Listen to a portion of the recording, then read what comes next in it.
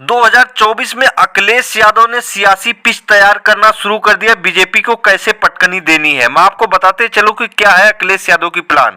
अगले साल होने वाले लोकसभा चुनाव में अब बस साल भर का ही समय शेष है।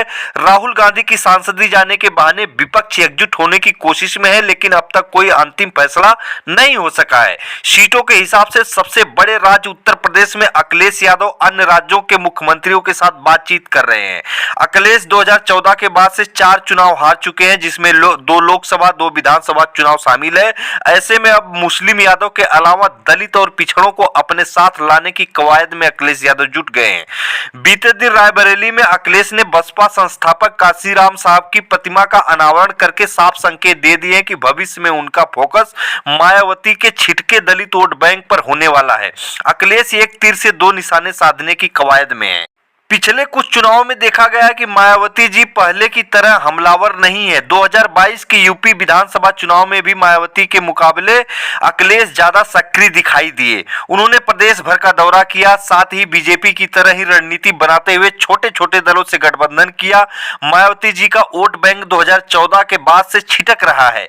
कभी लगभग एकमुश्त बसपा की ओर जाने वाला दलित पिछड़े वोटों में भाजपा ने सेंधमारी कर ली, जिससे मायावती जी को काफी नुकसान उठाना पड़ा।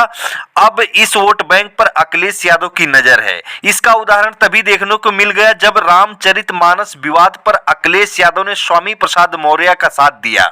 उन्होंने मौर्य के साथ कोई एक्शन नहीं लिया, साथ ही उन्हें प्रमोट करके पार्टी महासचिव बना दिया।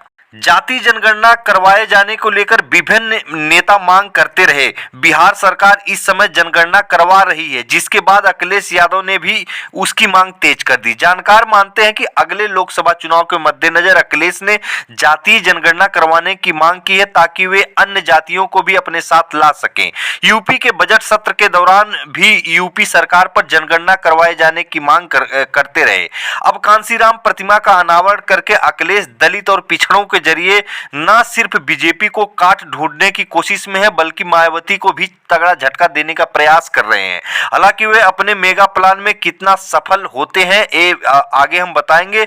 यह तो लोकसभा चुनाव आने वाला समय बताएगा। सोमवार को अखिलेश यादव ने बसपा प्रमुख मायावती पर निशाना साधते हुए कहा कि हम बहुजन समाज में सेंध लगाने नहीं आए हैं, बहुजन समाज को बांधने आए हैं।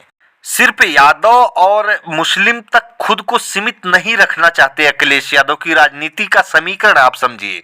इससे पहले मायावती जी ने रविवार को पार्टी की बैठक में बिना